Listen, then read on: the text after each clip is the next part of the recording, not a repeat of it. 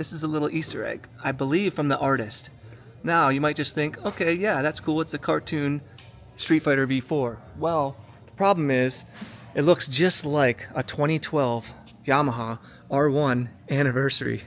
So there is literally a picture of what looks like an R1 on a Ducati. And it gets worse. All right, what is up guys? JaretCampisi with the beautiful Christina K. Welcome back to the channel. Today we have a very special unboxing for you guys. A rare, limited edition 2025 Ducati Street Fighter V4S Supreme. Sit back, relax, and enjoy the video. All right, so while the boys are taking this apart, they're actually gonna keep the box all nice, not intact, obviously. So we need to get inside of it. But one of the things that is a selling point of this bike is the box itself. Not every bike comes in a wooden box. I believe the only ones that come in wooden boxes are the limited edition bikes, like a Superleggera, the World Superbike replica bikes, and it basically has to be one of the really rare limited bikes. But I know a lot of customers want to keep these boxes, and this bike, I believe, is sold. I'm not positive, but I believe it's sold. I think you had to actually order this bike in order to get it. It had to be paid for and bought. After a couple screws, the top comes off just like that. Lifted over the elf. He's unboxing another bike over there, a RVE Ducati Hypermotard Mono, I believe. Smells like a and here is the first, it does, smells like wood. And here's the first look at this bike. These bikes, guys, if you didn't know, they're $50,000. So we're gonna take very good care of this beauty as we unbox it. It also does come with some special stuff over here, which we'll show you after. All right, folks, here it is. The 2025 Ducati V4 Street Fighter Supreme. For the first time. Ooh, I gotta say, I love white wheels. The paint scheme looks better in person, I will say that. But, is it worth 50 grand? I don't know. Now, if you don't know what this bike is, it's a collaboration between Ducati and the brand Supreme. The brand Supreme actually started in New York City, and it was basically like a skateboard company, like a counterculture company. And they started out just basically putting stickers on stuff, and then they grew into an actual clothing brand that's now like worldwide. And they have worked with like renowned artists and things like that. But for me personally, I've never really been a huge fan of the brand Supreme. So I don't really know why Ducati would do this collaboration. My guess would be that they're looking to draw a younger audience in, because younger generation isn't riding motorcycles as much, I think. They're sitting inside playing video games. So my guess is they probably think people who ride skateboards and stuff like that would probably be more likely to be like, have that rebellious attitude that is sometimes incorporated with motorcycles. So that's my guess. They are really cool as far as there's 250 of them in the whole world. This one, for example, is 185. So I actually think that's pretty cool. And they're really rare. I doubt there's many coming to the US. I think they had to be actually pre-sold in order for a dealership to even get one. So it's not like they're ever going to be sitting somewhere. But let's do the true test. I think that actually might be painted. That's what I was thinking too. If it is a sticker, it's clear coated over. But well, you can feel it. I will say, as far as physical differences on the bike, it is the exact same as a normal Street Fighter V4S, which is about $27,000. For this paint scheme, you're paying $50,000. It does come with two boxes, which will show you what's in those. Well, I'm not gonna open it because it's not my bike. But yeah, I don't know. You guys let me know. I don't want to go into a whole spiel about what Ducati is doing with these limited bikes, because I feel like they're doing too many of them now. I love the collaborations like the Lamborghinis. That makes sense. They're brands that fit together. But I feel like at a certain point, how many limited bikes can you do before they're no longer limited? So, I mean, you guys let me know what you think of this bike. Whenever I put this on my Instagram page, a lot of people had strong opinions about it, myself included, but it does look cool. I mean, what do you guys think? Everybody's in here. What do you guys think of it? You like it? It looks cool. right? It's a cool looking paint scheme. Yeah, in person it looks really, I mean, it's different. I'll give it that. I love white wheels, so that looks really cool. The quality's insane. And I wonder if this is the thumbprint of the artist, right? I wonder.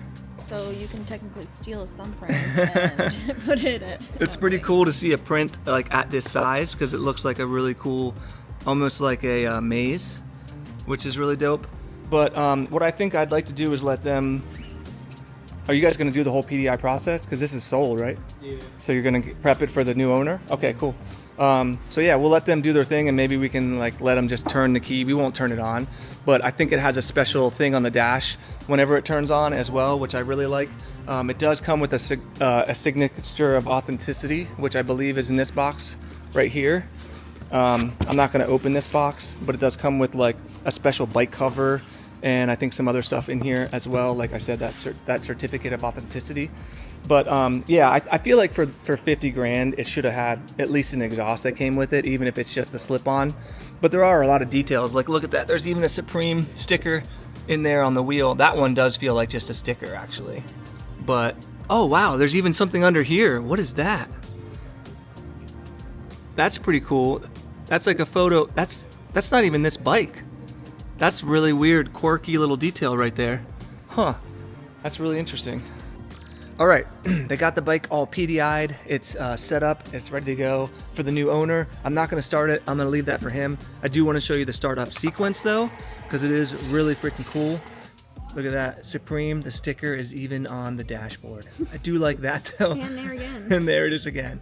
And then other than that, it's the same dash as you would get on another bike. It is kind of cool that this is a 2025 model, but it actually still has a single-sided swing arm because all the other 2025 Street Fighters are going to be double-sided swing arms, just like the new Panigale V4. So this bike kind of has some quirks about it that make it really unique, that being one of them, which might end up making this bike that I do not like a collector's edition in the future, because quirky, weird things like that drive up the value of stuff like this 10 years down the road. And let me show you another one that I guarantee you no one on the internet has ever noticed. See this under here? This is a little Easter egg, I believe from the artist. Now you might just think, okay, yeah, that's cool, it's a cartoon Street Fighter V4. Well, the problem is it looks just like a 2012 Yamaha R1 anniversary. So there is literally a picture of what looks like an R1 on a Ducati. And it gets worse because they have a collection of accessories that come with this bike. And one of those accessories that you can purchase at an absurd price is a helmet. And that helmet, if Christina can bring it up, and she's terrible. Look at this helmet. This is the helmet that comes with the bike. And it has the same graphic on the helmet that looks like anniversary Yamaha R1. Because, to be honest, the artist that was commissioned to do this probably works with clothing and probably doesn't know anything about motorcycles. I could be wrong, so I'm not going to, call him out or anything. But you know who does know something about motorcycles? Ducati. And this is a Ducati. And why would they allow that to be put on the bike when it looks like an R1 anniversary? You guys can tell me maybe I'm way off base here, but I'm just sharing my opinions because I always keep it real with you guys. Speaking of keeping it real, there's another problem that doesn't necessarily involve this bike specifically, the design and the collaboration, but involves the price. At $50,000, which is almost double the price of a normal V4S, it's kind of absurd. And how did we get here? Well, bless you. I would say that we probably got here. First, we have to go back to 2017. In 2017, Ducati came out with the 1299 Anniversario. It was basically a tricolore edition of the 1299, and it was $28,000. The base Ducati 1299 V4S was like 21 or 22 or 23. So it was like a couple grand more for an Anniversario. Today, fast forward 7 years later, the V4 Tricolore came out, the 2025 Tricolore. It's $58,000.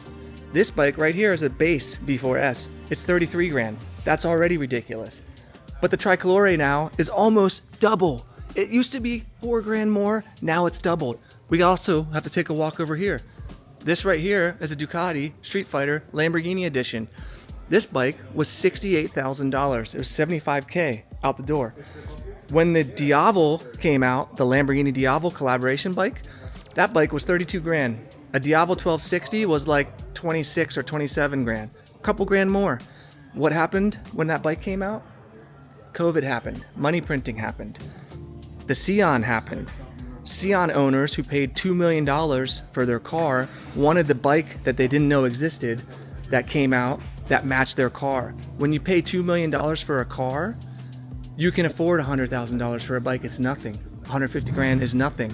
So Ducati saw people flipping their 1260s, making $100,000 off of them, and thought, wow, people would pay $100,000 for this bike? And here we are, folks. I talked to Ducati in Italy when I saw the prototype version of this bike and told them that it should not be $68,000. I told them it should be $49K. You can't just throw price tags on these bikes that are random. And here's why that matters. What happens is, the reason why I'm selling this bike, I don't want to ride it. It's too much money. If this bike would have cost me 40 grand, if it was 40 grand, I would ride it and I would keep it forever. But I can't justify riding around a bike that could potentially sell for $100,000. When I bought the bike, someone offered me $150,000 for it. I didn't want to do it because I didn't want to flip the bike. That's not why I bought it, okay?